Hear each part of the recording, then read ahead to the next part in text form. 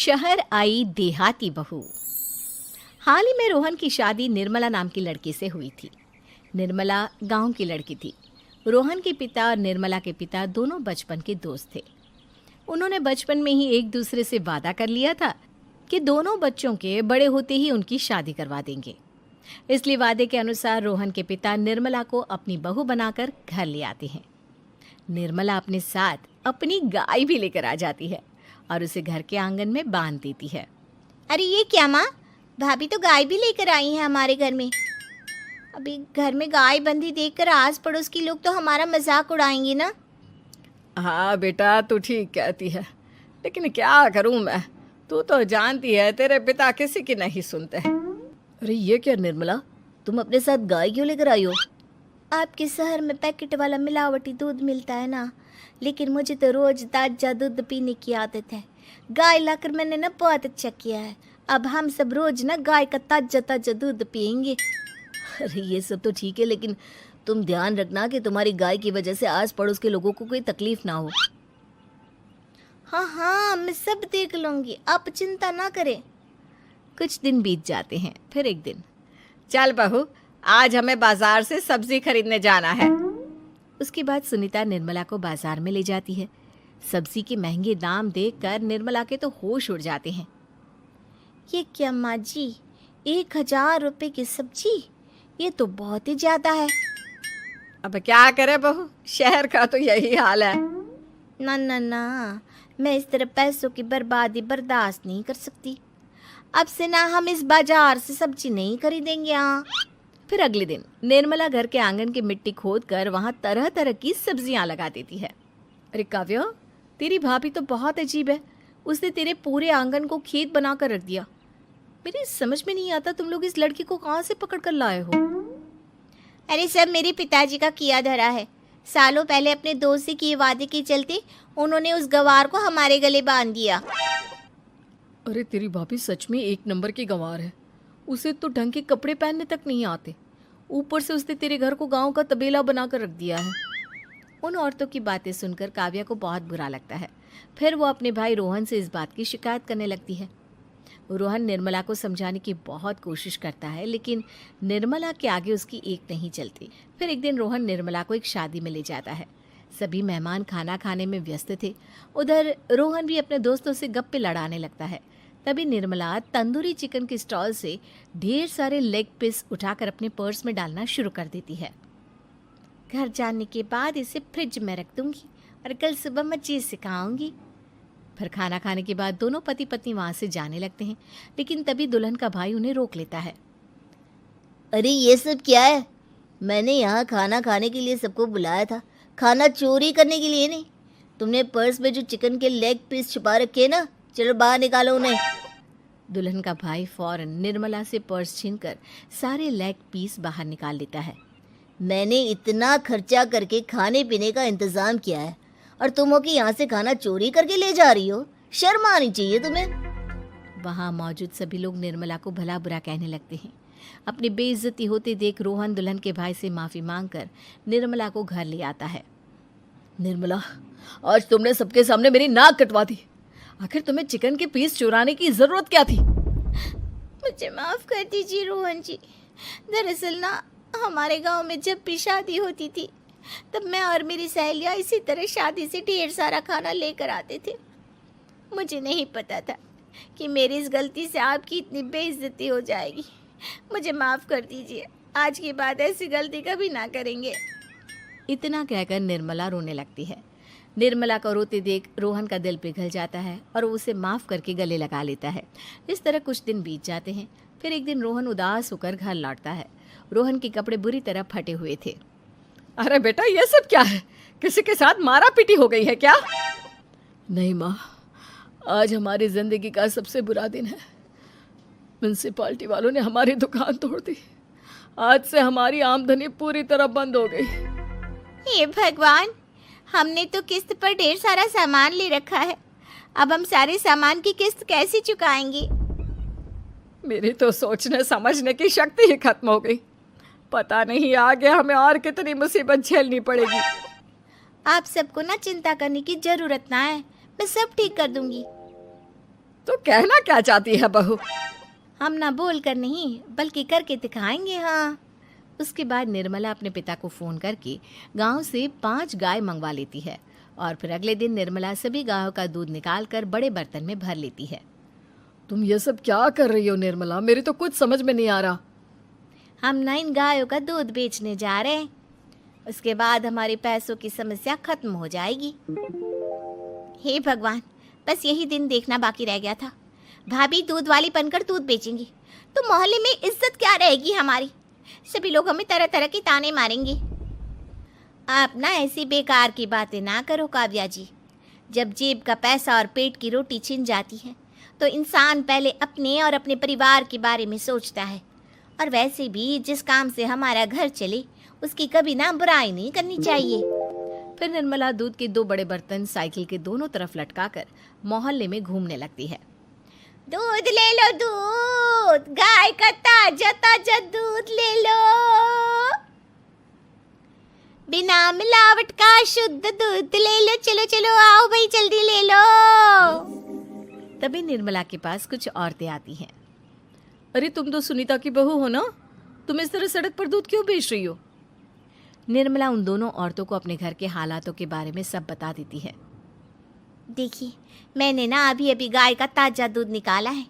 आप सब तो रोज पैकेट का दूध पीती हो, आज गाय का ताजा दूध पी कर देखिए, इसकी ना बात ही कुछ और है। हाँ बहू, मुझे तुम्हारी बात समझ में आ गई। ला, मुझे 2 लीटर दूध दे दो। उस औरत की देखा देखी बाकी औरतें भी निर्मला से दूध खरीदना शुरू कर देती है। थोड़ी ही देर में निर्मला सारा दूध बेचकर ढेर सारे पैसे इकट्ठे कर लेती है। उसके बाद निर्मला घर जाकर सारे पैसे अपनी सास को पकड़ा देती है। अरे बहू, इतने सारे पैसे! सच में तेरा आइडिया तो काम कर गया। अरे माँ जी, आप तो बस देखती जाइए, कुछ ही दिनों में मैं अपने घर की सारी समस्या खत्म कर दूंगी। हाँ। फिर अगले दिन से निर्मला गायों के गोबर से ढेर सारे उपले तैयार करके बेचना शुरू कर देती है। निर्मला को पैसे कमाते देख रोहन के अंदर भी हिम्मत आ जाती है और वो भी दूध बेचने का फैसला करता है।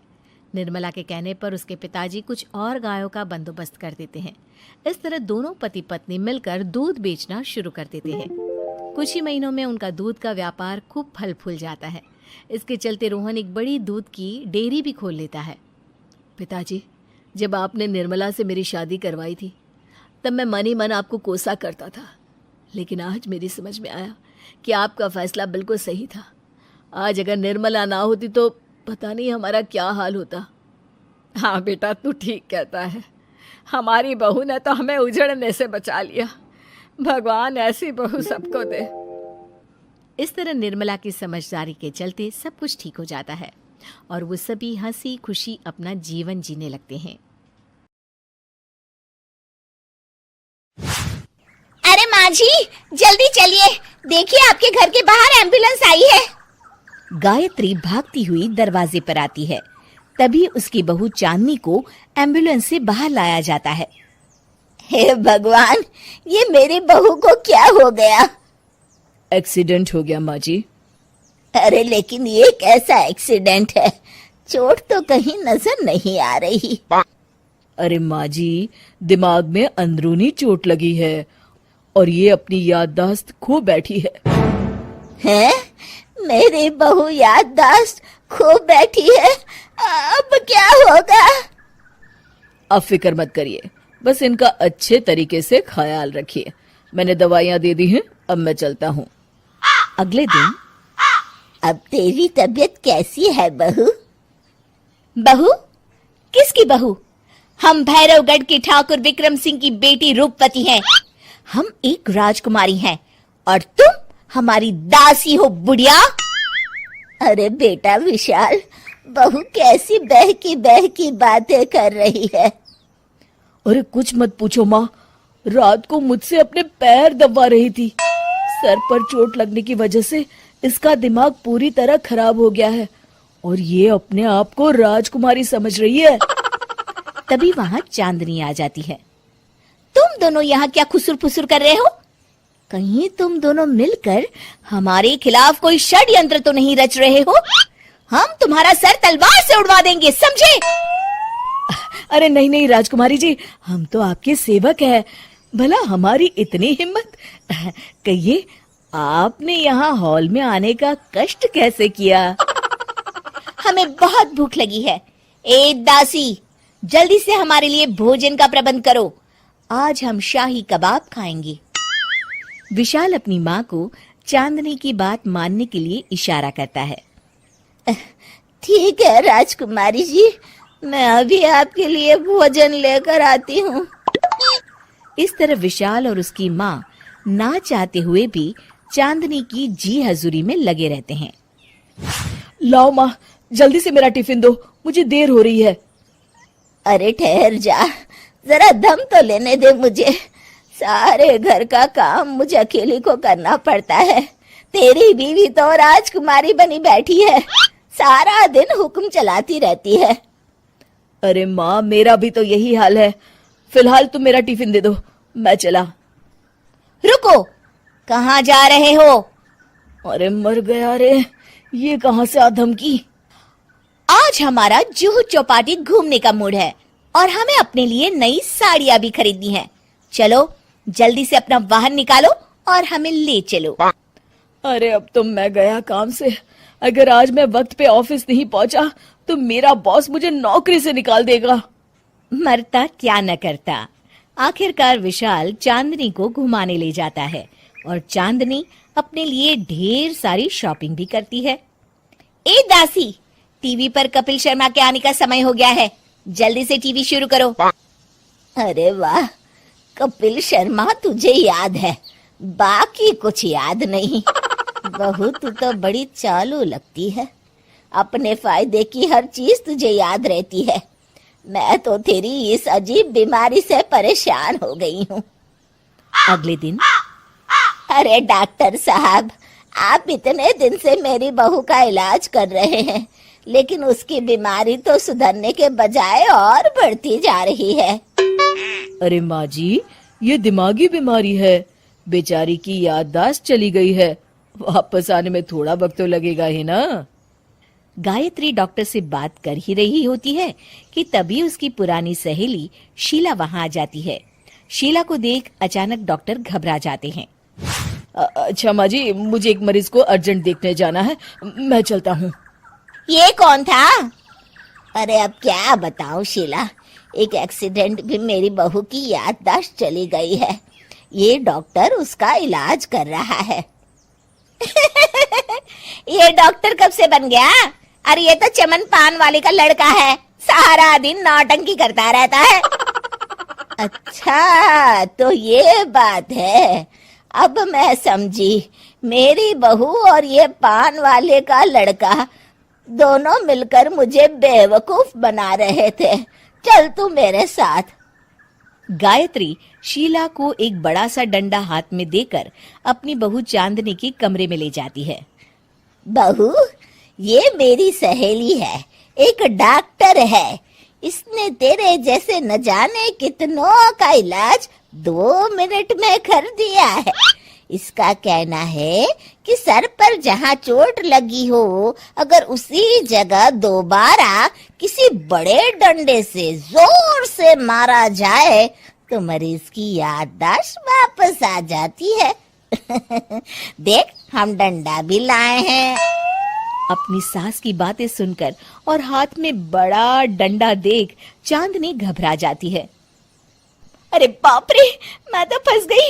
इस डंडे की एक बार की वार से ही मैं तो चारों खाने चित हो जाऊंगी। अब क्या करूं, क्या करूं, क्या करूं? लेकिन गायत्री, डंडा सर पर ठीक उसी जगह लगना चाहिए जहाँ चोट लगी है।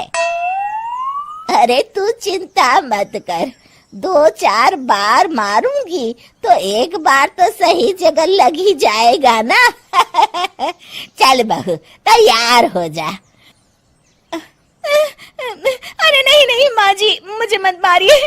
दरअसल घर के काम करने से बचने के लिए मैंने ये सब नाटक किया था। मुझे माफ कर दीजिए, मैं कान पकड़ती हूँ, दोबारा ऐसी गलती कभी नहीं करूंगी।